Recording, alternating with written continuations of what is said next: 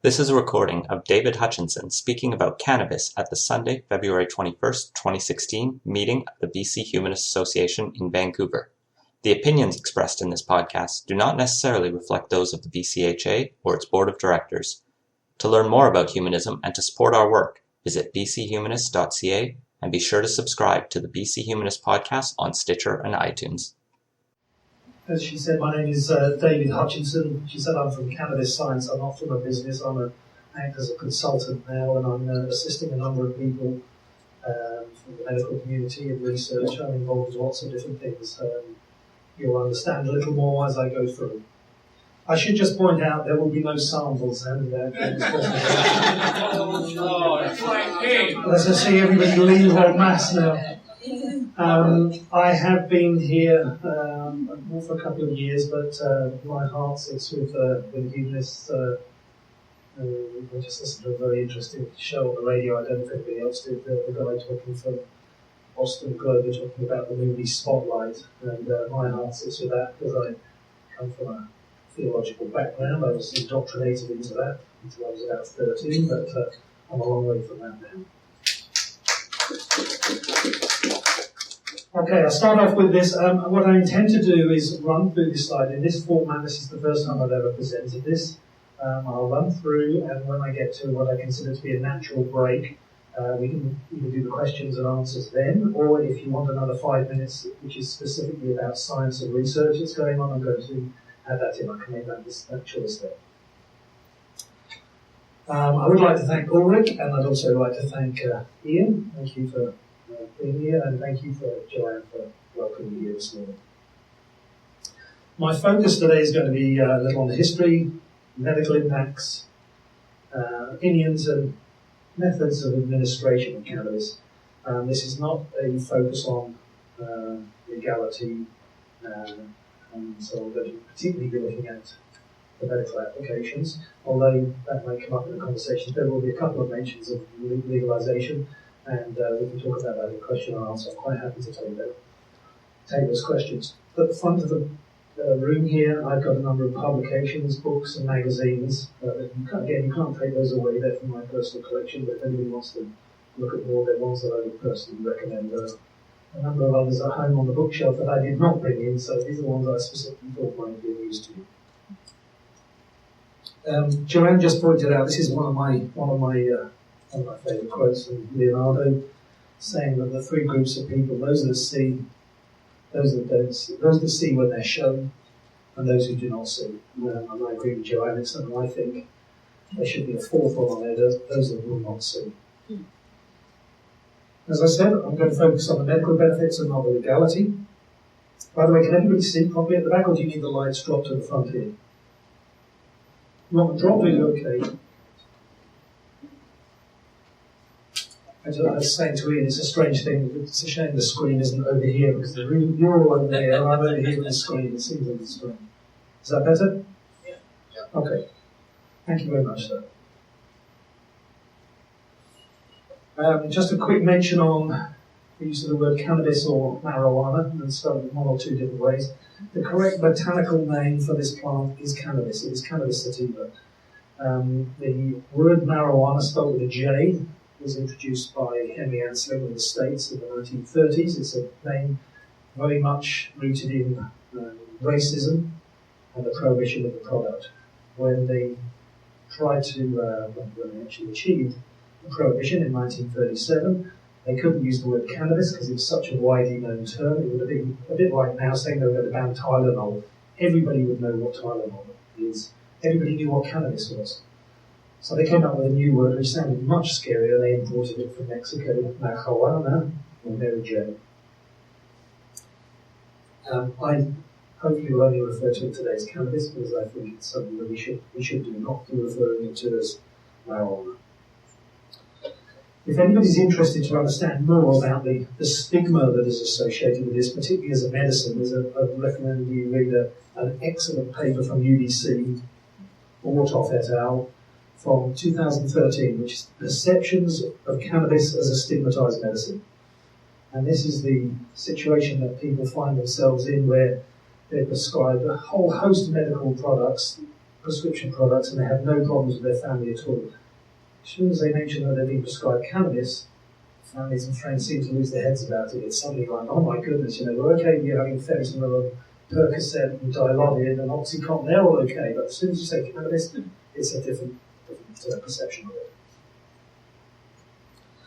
As I said, there will be a Q&A at the end. What I'd like to do now is just want to gauge your knowledge and perspective. So I've got 6 questions for you, please, if you wouldn't mind just working with me on this. Ian's got a phone here recording the presentation, but I don't think there are any cameras in here, so whatever happens in this room stays within this room. Okay, how many of you, please, with a show of hands, support medical access for patients? Okay, thank you. So is there anybody that wouldn't support it? Okay, that's good. And how many would support legalization, please? Again, anybody, thank you, anybody that wouldn't support legalization? Okay, so I'm somewhat preaching to the converted here. I'm very aware there could be people in here who know a lot more about this subject than I do. And you'd be willing to be honest with me, how many of you have ever tried cannabis? The converted. Okay, has anybody not tried cannabis? Okay, half of them, maybe 8 or 9. Okay.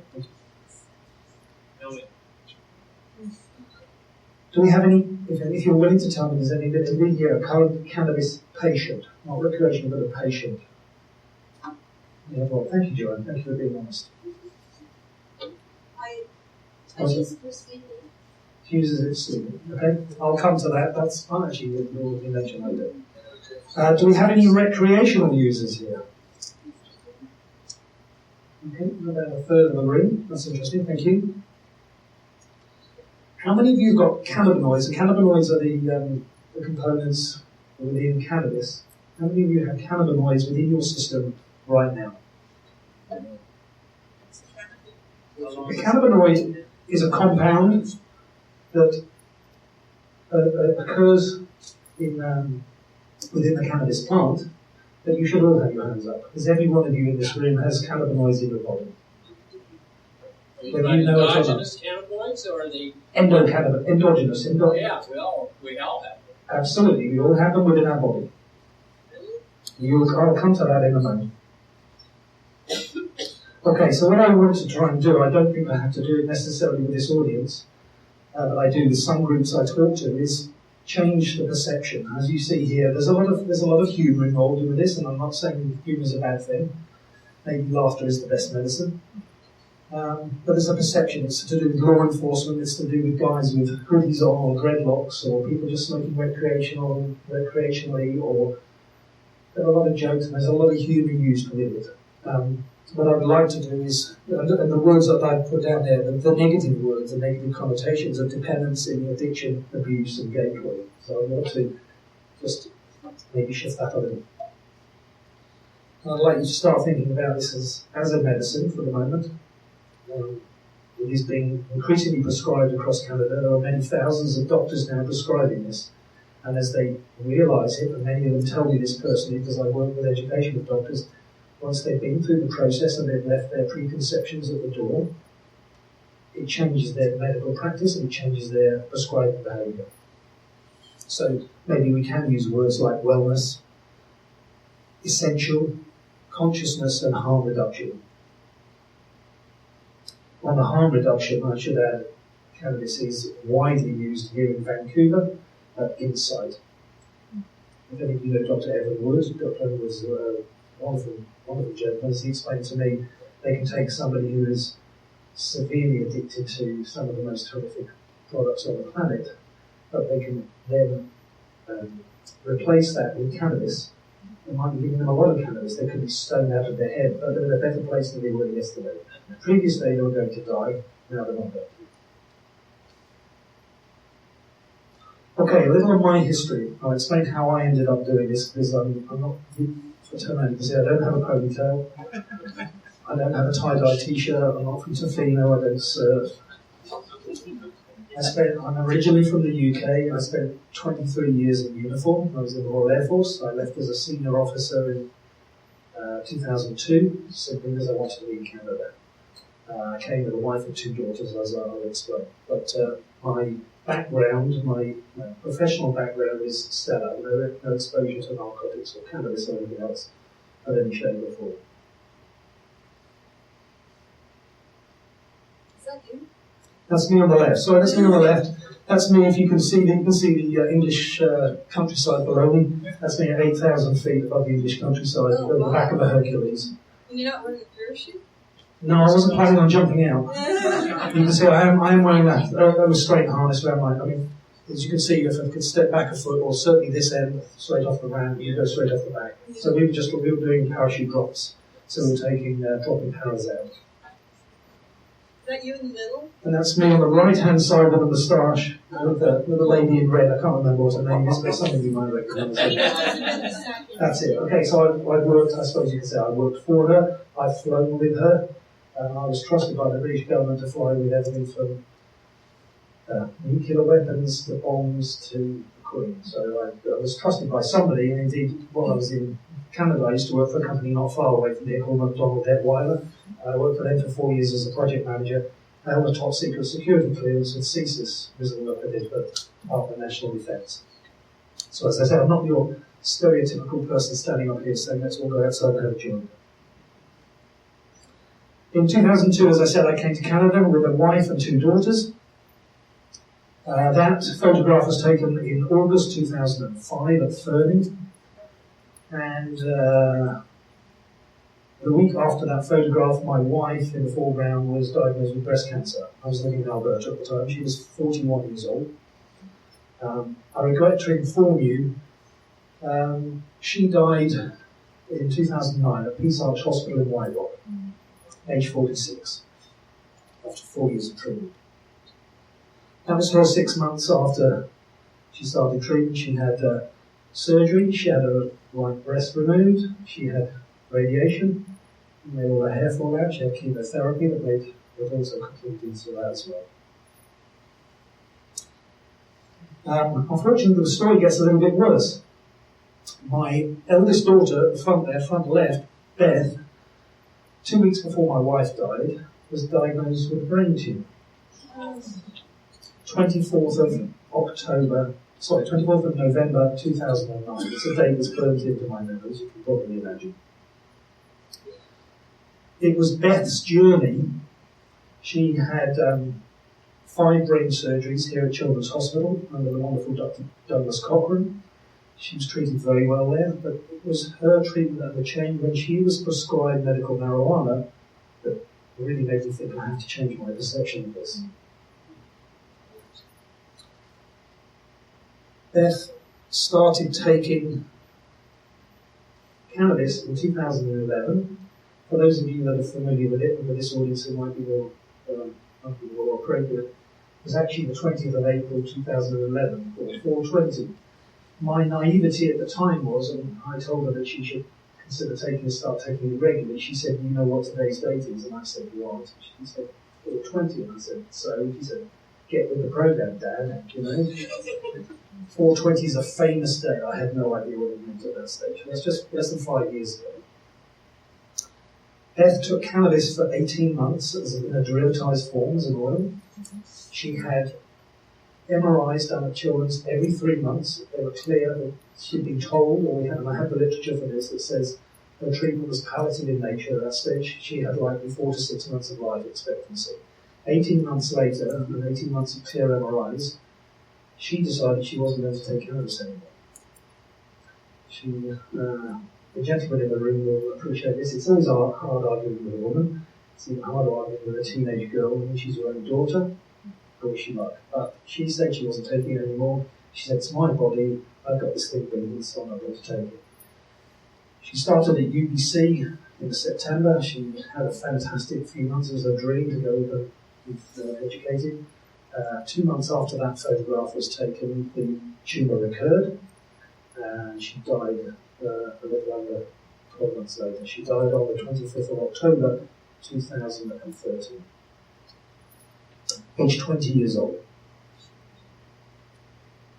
Okay, so that's how I ended up doing this. I didn't expect to be doing this. I left it at McDonald's and I ended up doing what I'm doing.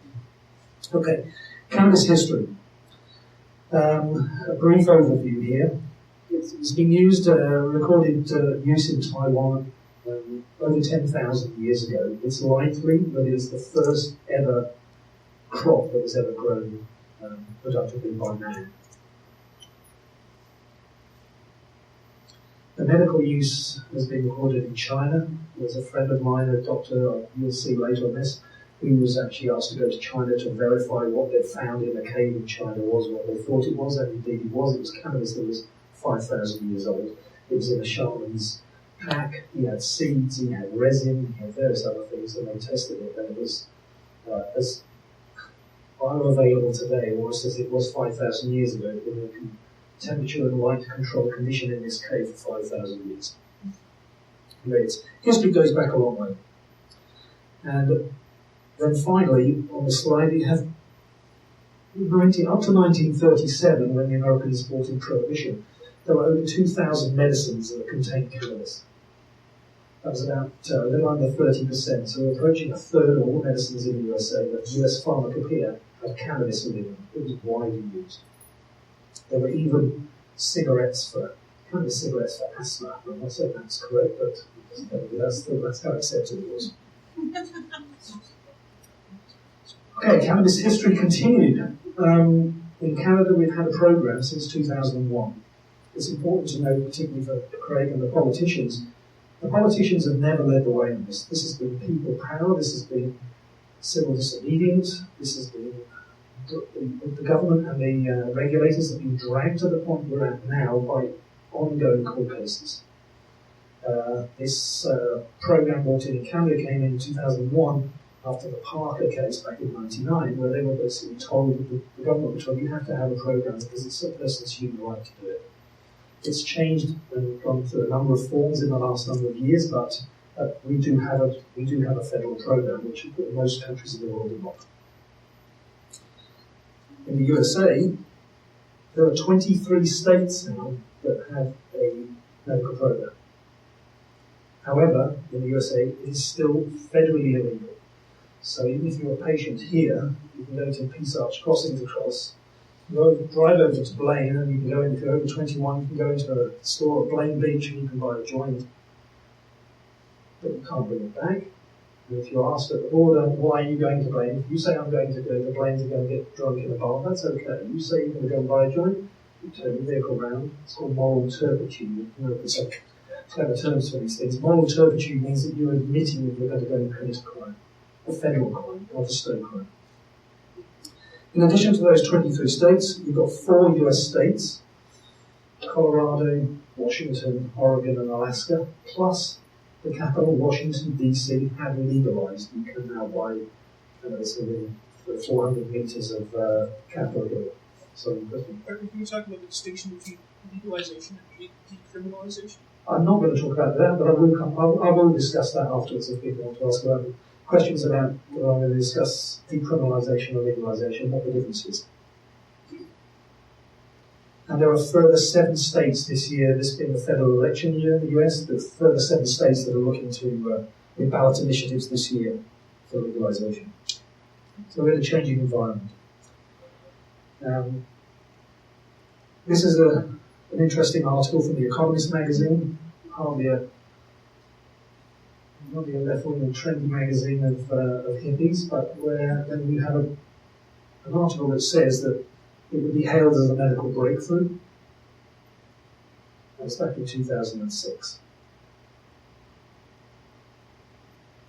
Its potential for treating everything from pain to cancer is fairly impressive, as I'll come to as we work our way through the presentation. Okay, and it's people like this, Dr. Sanjay Gupta. Dr. Gupta is a neurosurgeon, so the important thing is he has the letters MD after his name, which means other doctors will listen to him. But he's what they call a KOL, or Key Opinion Leader. When he says something is a good thing, other doctors listen. In 2009, he wrote an article in Time magazine about why he disagreed with the legalization of cannabis and why he was not a sensible thing to be even considering. However, in 2013, he brought out a documentary on CNN. It's a 45-minute documentary that you can find. It's just called Read, nice, easy title to remember, about why he changed his mind. And he then started doing the research. I don't know if you've seen Weed, but it focuses a lot on some families that I know, that I'm in communication with, children with severe epilepsy and various other medical diseases that were being positively impacted by the use of cannabis. But when somebody like him discusses it, the medical community and the wider population will listen. So I'm now going to talk about the endocannabinoid system. The endocannabinoid system is Marty, Schumacher, correct? Marty, good morning to you. The endocannabinoid system was only discovered in 1988. It was only once they'd actually identified THC was only discovered in the early 1960s by Dr. Raphael Mechoulam in Israel. But it was then the work that went on to see what is it actually doing within the body and what is it impacting, how do the receptors work. The work is ongoing, but it's snowballing, it's gaining momentum. So as I say, it was only discovered in 1988. There was an endocannabinoid system in all invertebrates. Every dog, fish, cat, whale, horse, you name it, we all have an endocannabinoid system. That's a whole separate talking topic. But the most basic life form on the planet that has a central nervous system is the tunicate or sea squirt. And we're all descended from that. I don't believe that there's any science that shows that we were all created in the first day or the second day or whichever day it was. It wasn't that book that I had in my youth, but we all descended from the tunicate. It's in all invertebrates. It is the largest neurotransmitter system in the human body, or in fact in most animals' bodies. It's located in the brain. We've got CB1 receptor in the brain, and then in the central and peripheral nervous systems, CB2 receptors. And it was summarised of what the effect it has, and this is good for Joanne. Relax, eat, sleep, protect, and forget. The sleep one is what I think she's using it for. Forget one is an interesting one for me. I have friends that I've worked with in the military who have PTSD. It happens with a lot of people. There's a significant number of ex-military who have PTSD, and there are 22 deaths a day to suicide in the US with PTSD, which is not a great statistic. But there are lots of people, paramedics, that women and children and adults who've been traumatised by events that have happened in their youth. There are lots of people that need to take something to help them forget. And as I mentioned, the person who discovered THC, he said to me a couple of years ago here in Vancouver, he said it's as important to forget some things as it is to remember other things. He said it's good if you can take a memory, put it in a box and put it away. He said with PTSD, the box keeps opening itself. You don't decide when it goes, it just keeps doing it. 2 o'clock in the morning, you're wide awake. He said that's not good. And that's one of the reasons why the Israeli Defense Force, they use cannabis widely now. It's widely prescribed there. So the endocannabinoid system, it's a regulatory system that promotes homeostasis within the body, or balance. It's just looking to just regulate your physical condition. The ability to maintain stable internal conditions that are essential for survival. As I was saying before, we all have an endocannabinoid system, we all have cannabinoids within our body. As a side note, one of the richest sources of endocannabinoids, your body's producing all the time, but one of the richest sources is a mother's breast milk. It's why it's so important for a mother to breastfeed. In fact, a doctor friend of mine said, you ever see a baby just after it's fed, it's had a really big feed, they look as if they're stoned. He's a family physician. And he might be right. And it is a crucial system for bioregulation. This is a gentleman I was talking about before he went to China, Dr. Ethan Russo. He's a neurologist down in Seattle, and he describes it. It's effectively regulates regulation for physiological processes within the body.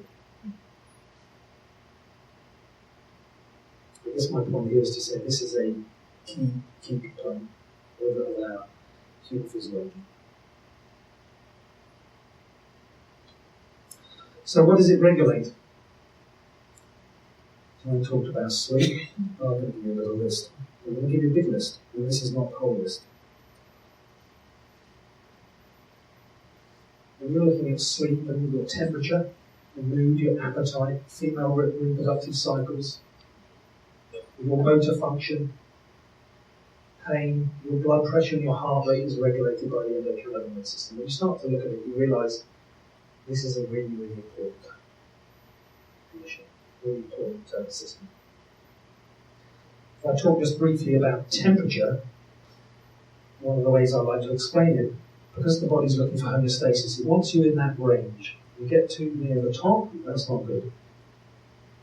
You get too far down, that's not good. But if you go out at the top end of that, you start to sweat. It's not a conscious decision. You don't think, I think I'll start sweating now. It just happens. Similarly, when you get too cold, you get friction, your skin shivers, and you get the friction to generate heat. Both of those are examples of your endocannabinoid system working properly. People have things like bad circulation, things like that, can be enhanced by enhancing the endocannabinoid system. So, got that big list there. I put it centre at the bottom because the list goes on and on and on, but I took all down some of the big ones. But what sort of conditions can it impact? One of the grandfathers of this movement, I suppose you'd call it, of this consciousness, is Dr. Todd Hironika. I do apologise if I'm saying that incorrectly. He wasn't that, he's an American gentleman, psychiatrist, and he indicated 700 conditions. I have a list of those 700 conditions in a binder at the front if you want to look through if there's something in there. I'd be surprised if it isn't. There tends to be an impact across a whole range of medical conditions. And as you can see, there's probably about 15 or so on that screen there.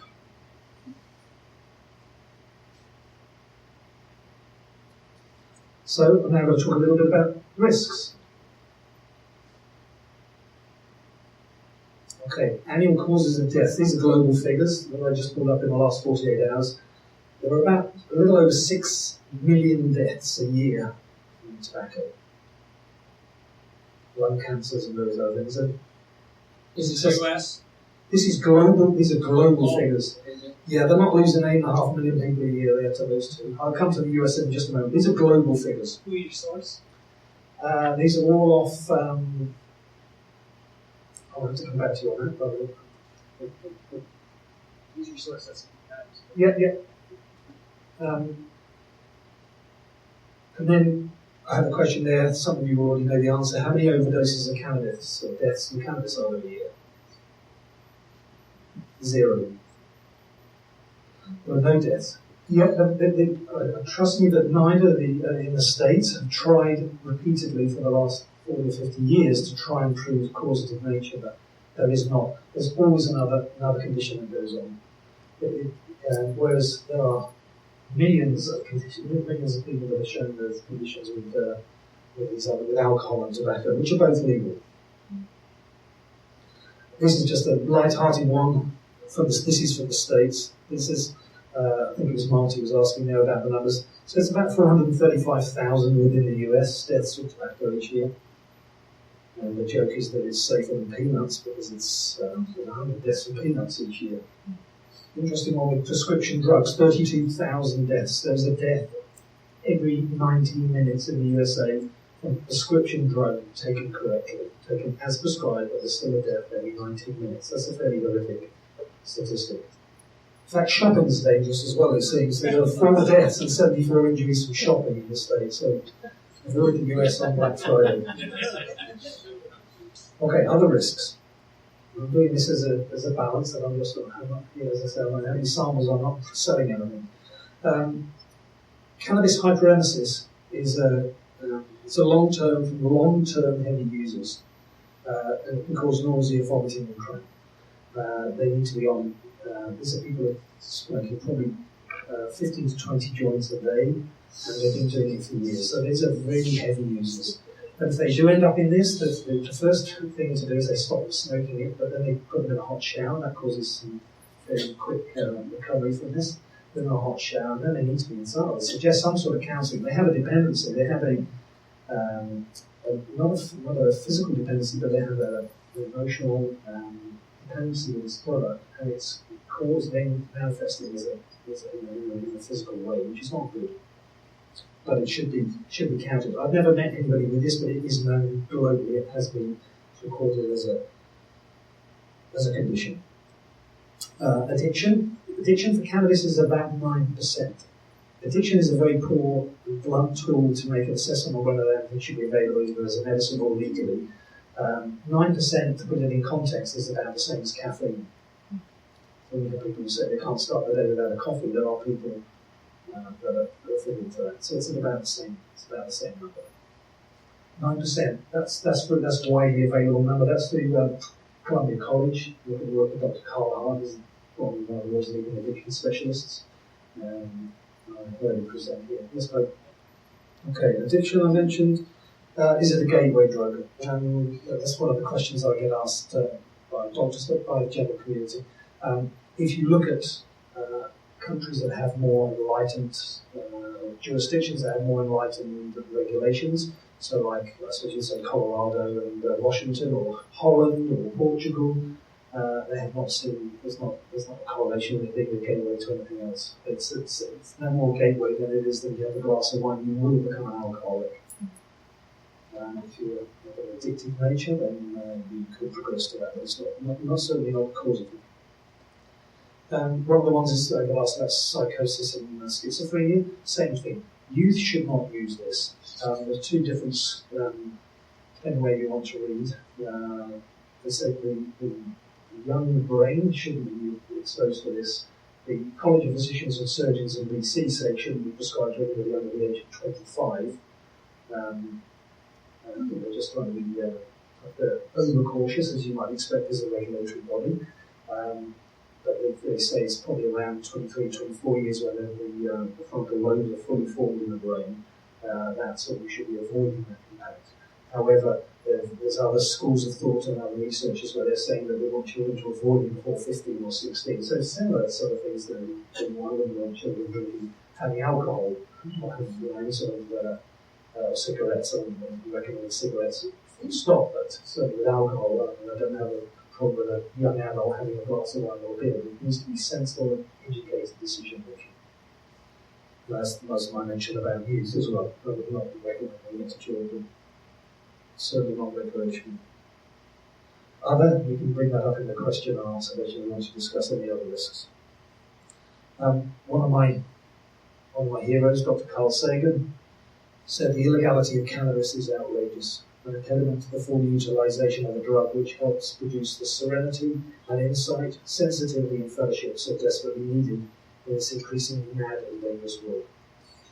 He was quite an intelligent man, actually. I love it. I think it's a great one. He says it, I'm going to listen. That's administration. Okay, the most famous one that everybody knows. You could probably list them all, but I'm just going to run through them quickly for anybody who doesn't know. Smoking, vaporizing, which is increasingly recommended by doctors. It's a quick impact, a quick hit for a person, and saves money over smoking. Topical applications, these are quite widely available in Vancouver. Salves that can be applied for people with skin conditions or with things like arthritis. People who have operative joints, they apply these and they work very, very well. Oral mucosal. Oral mucosal is just sort of sprayed within the mouth with buccal administration. It means that how it's getting into your body is different. It's absorbed through the cheeks or under the tongue. The absorption into the body is different. It doesn't go first past metabolism, which means it doesn't go through your stomach and your liver. One of the most famous medications, or cannabis medications, is something called Sativex, which is made in the UK, and that is an oral mucosal spray. That is licensed in Canada for cancer pain and multiple sclerosis. Edibles, which are fairly famous, were famous in Vancouver, but the City Hall have said they can't sell edibles anymore, but if you need them, that doesn't really do you then go to Victoria and buy them there. So the Victoria dispensaries, in which there are over 25, they do sell edibles. And I personally think the city is a bit tricky. It's a very easy way for people to take it. You don't want to vaporise or smoke, you've got the time to do it. The impact on the body is different. Rectal and vaginal suppositories or pessaries are very, very effective method of administration, and for different conditions. In the States now you can buy transdermal patches, so like nicotine patches that you put on for a slow release over an extended period. They can be quite effective. And one footnote there, that each route that I show you on, each route of administration has a different time of onset, duration, effect, and effect quality.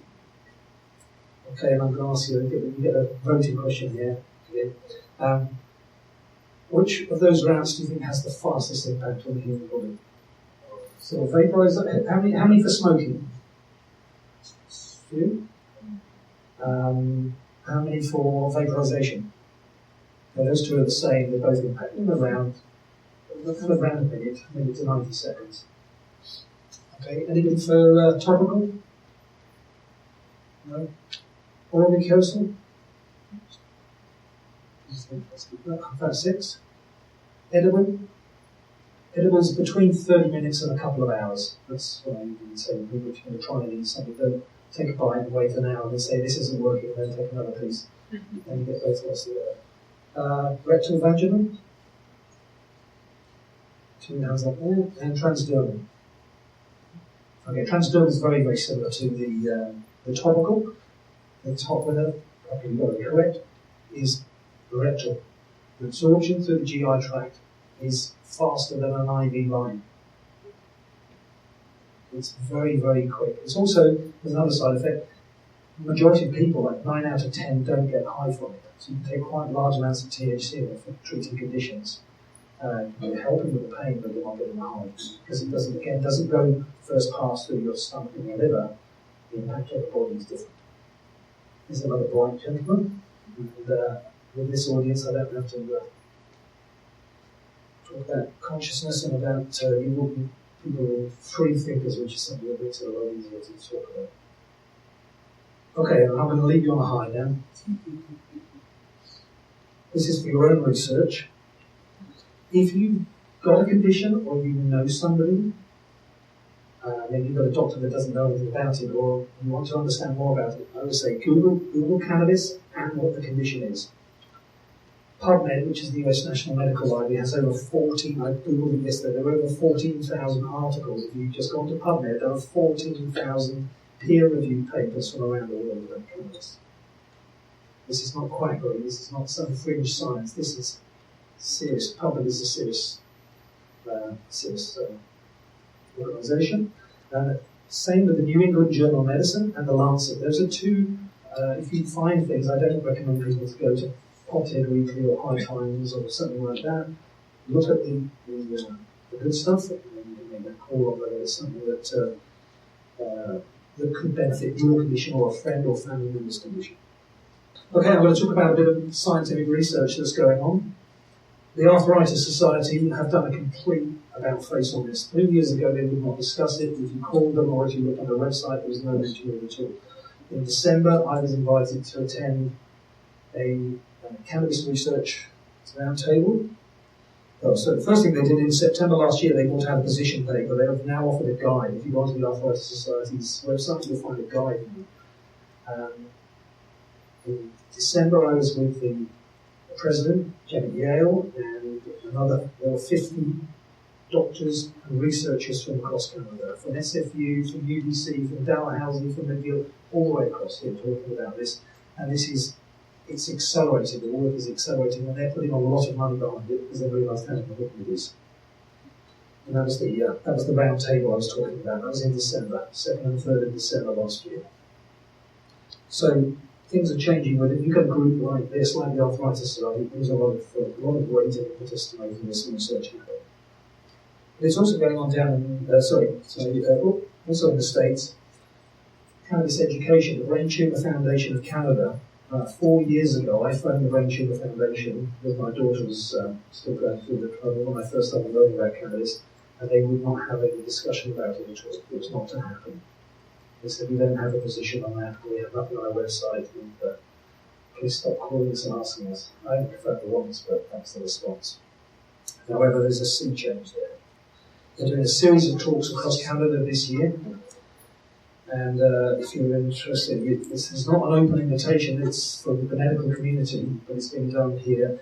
The talks of medicinal cannabis in cancer care has been presented 29th of April at the Royal Columbian by Dr. Pippa Hawley of the BC Cancer Agency. Now, in the BC Cancer Agency had a sea change of perspective that she described to me. She said it's pushing against an open door here. Once the doors opened, they realised so many patients were using it and so many people were having positive impacts of their cancer. All the other doctors, the doctor started talking and she said it's now a done deal. She said it's moved on the long way. And then down south of the border, below the 49th, which is a much more challenging environment. But in the National Cancer Institute, back in 2011, had a position out that they sort of begrudgingly accepted there were certain things where it could be useful for cancer with nausea and pain. But that changed in the last few months. They now have a cannabis and cannabinoids for health professionals advice on their website. And this is a significant change for the big organisation. So things are shifting. Okay, now I have a conspiracy theory for you to think about. This is something I printed. You'll see the date, 31st of March 2011. I printed this from Wikipedia. I googled glioma.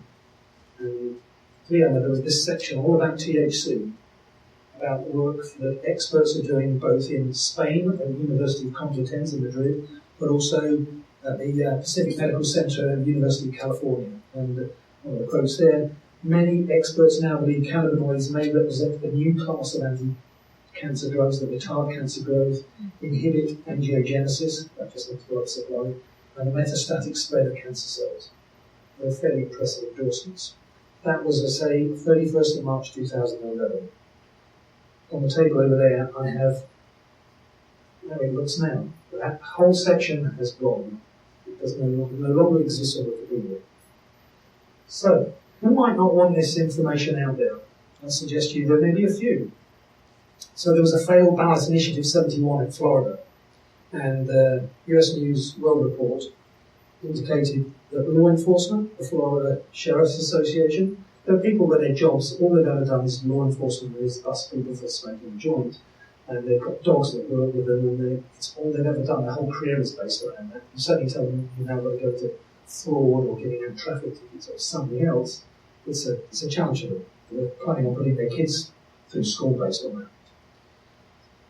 Drug testing companies, and that's increasingly evident in the States. So if somebody is on Social Security, we should be drug tested to check they're not taking any sort of drugs. If they did the same in the Senate, they'd get a different response. Big pharmaceutical, they're not particularly keen on medical marijuana because it replaces a huge number of pharmaceutical drugs. Big tobacco, likewise. The alcohol industry. Interestingly, the alcohol industry was the single biggest financial supporter of the no vote in Oregon 4 years ago. So 2 years ago it got in, but the alcohol industry funded the no vote. Prison industrial complex, they had a very nice setup thing where they just generate more prisons. Drug Free Florida, which was the organisation that opposed Initiative 71, was funded by the businesses above. So there's an impetus, there's a momentum block to block the vote. Now in the USA, cannabis is a Schedule 1 drug. There are 5 schedules. But Schedule 1, as you can see there, says it's a drug with high potential for abuse and no currently accepted medical use. And it remains a Schedule 1 drug. That is the single biggest impediment to research in the USA. It's crazy, you know, it's just ludicrous. Okay, meanwhile, we'll go down to Schedule 2 drugs. Schedule 2 drugs in the States, morphine, fentanyl, methadone, oxycodone, we've got some big problems with these drugs. There is an accepted medical use and treatment. I love the way they say in the United States, as if your human body in the United States, the effect is different as if you live anywhere else in the world. Or there was a currently accepted medical use with severe restrictions. But we've only got down to Schedule 2 so far. We'll go down to I'm dropping down to Schedule 4. Schedule 4 includes the benzos, the benzodiazepines, barbiturates, opioid analgesics. These are fairly strong drugs down to Schedule 4. They've got low potential for abuse relative to the ones above them, but it has got a currently accepted medical use. So that's we're down to 4 now, and there's still cannabis is more harmful than all others apparently. Use of the drug may lead to limited physical dependence or psychological dependence. Again, we're down to 4. And I don't know how clear that is to you, but I'll read it out to you. That's Dr. Sanjay Gupta talking about this. He said, I mistakenly believe that the Drug Enforcement Administration must have quality reasoning as to why marijuana is in the category of the most dangerous drug that had no accepted medical use and high potential for abuse. They didn't have the science to support that claim, and I now know that when it comes to marijuana, neither of these things are true.